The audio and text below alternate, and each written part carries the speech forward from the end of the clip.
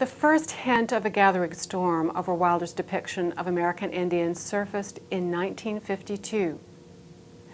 Remember this definition of the West from the opening pages in Little House on the Prairie? In the West, the land was level and there were no trees. The grass grew thick and high. There the wild animals wandered and fed as though they were in a pasture that stretched much farther than a man could see. And there were no settlers. Only Indians lived there.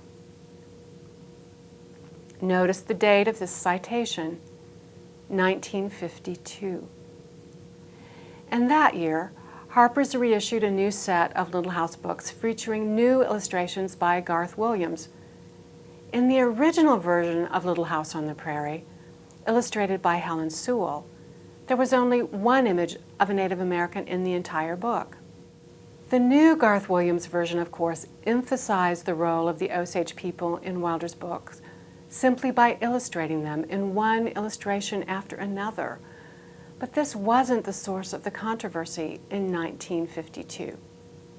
It was this passage, or rather it was how this passage had been worded in 1935 when the book was published. In the West, the land was level and there were no trees. The grass grew thick and high. There the wild animals wandered and fed as though they were in a pasture that stretched much farther than a man could see. And there were no people. Only the Indians lived there. Please notice the line, there were no people, only Indians. A letter from a reader deeply offended by this line reached Harper and Brothers in 1952. Ursula Nordstrom, Wilder's editor at the time and herself an important figure in children's literature, responded to the reader herself. After explaining that Wilder was in her late 80s and that as Wilder's editor at Harper, she now responded to Wilder's fan mail, Nordstrom wrote, "I must admit to you that no one here realized that these words read as they did. Reading them now, it seems unbelievable to me that you are the only person who has picked them up and written to us about them in the 20 years since the book was published." Then she added that everyone at Harper's felt strongly about the subject too, and that it was perhaps a hopeful sign that though such a statement could have passed unquestioned 20 years ago, it would never have appeared in anything published in recent years. Nordstrom contacted Wilder about this issue, and according to Nordstrom, this was Wilder's response. "You are perfectly right about the fault in Little House on the Prairie and have my permission to make the correction you suggest. It was a stupid blunder of mine. Of course Indians are people, and I did not mean to imply that they were not." So the line was changed when the new Garth Williams edition appeared later that year. But by the 1980s and early 1990s, more momentum had grown criticizing Wilder's depiction of American Indians, and especially of Ma, who was at once afraid and disgusted by her Osage neighbors, and of Mr. Scott, who says the only good Indian is a dead Indian. Native American writer Michael Doris wrote that I had Ma to thank for my first startling awareness that an adult authority figure could artfully be wrong and narrow-minded. He went on to add that he considered Ma to be a know-nothing racist and ultimately decided not to read the Little House books to his daughters.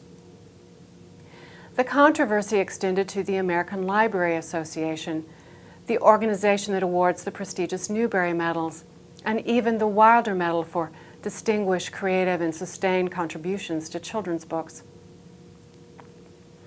In 1995, one of the members of the Newbery Award Committee noted, "Let's face it, no story about a pioneer boy in the West has a hope of winning a prize today, especially if he doesn't have a 1990s consciousness about how his home was taken from the Indians."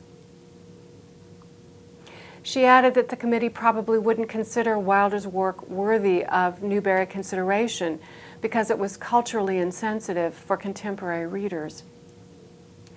Other scholars feel that Wilder's depiction is historical, and for the period of American history it represents, even balanced.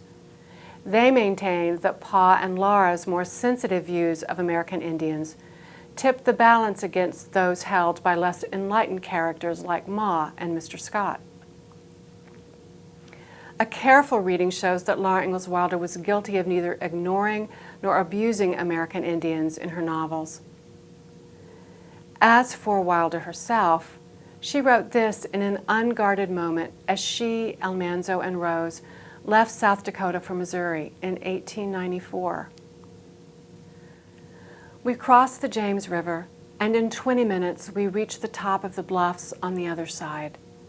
We all stopped and looked back at the scene, and I wished for an artist's hand or a poet's brain, or even to be able to tell in good, plain prose how beautiful it was. If I had been the Indians, I would have scalped more white folks before I ever would have left it. The discussion about this book is really about the larger issue of how the American West was settled and how to interpret the frontier experience with its inevitably uncomfortable conflict, the clash between native cultures and the settlers that ultimately dominated them. The discussion also relates to the role of historical fiction.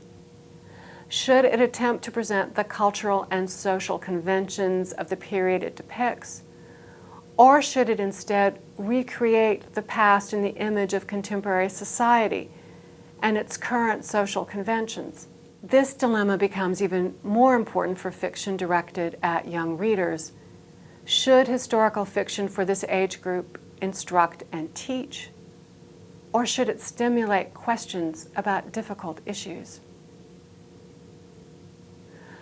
Wilder's stance on American Indians in her work is complex and subtle, often difficult.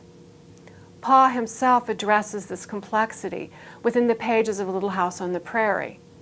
In response to Mr. Scott and his offensive remark about American Indians, Pa says, he figured that Indians would be as peaceable as anybody else if they were left alone.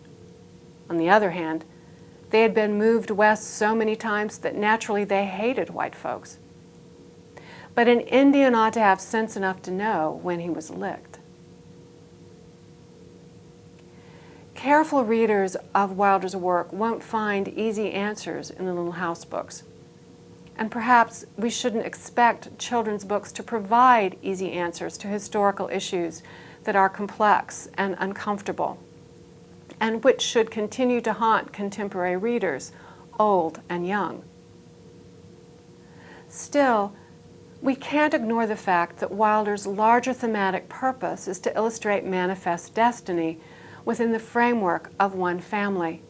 That concept that Americans like themselves were destined to fill the continent east to west and tame the frontier as well as the native people who lived there. Here again is Mrs. Scott. Treaties or no treaties, the land belongs to the folks that'll farm it. That's only common sense. Although Pa disagrees with the Scots' attitudes about American Indians, he embraces this idea that the land belongs to the folks that will farm it. The fact that he crossed into Indian territory and claimed land for himself is testimony to this endorsement. But Pa, as well as Laura, does so with sadness and regret. Toward the end of the novel, Laura watches the Indians leave Indian territory, and she longs for what she perceives as their freedom. She only wanted to be bare naked in the wind and the sunshine and riding one of those gay little ponies. Of course, Indians are being forced out and placed into a new reserve, into an enforced confinement. Manifest destiny may promise freedom and a better life for pioneers like the Ingalls and Scotts, but at the price of confinement and loss to the native people who originally lived in the West. Wilder gives her fictional counterpart one moment of introspection, a realization that the freedom of the real West is slipping away. Laura sits a long time on the doorstep, looking into the empty West where the Indians had gone. She seems still to see waving feathers and black eyes and to hear the sound of ponies' feet. But the moment passes, and the fictional Ingalls family is once again moving west, fulfilling their destiny. You never know what will happen next, nor where you'll be tomorrow when you are traveling in a covered wagon.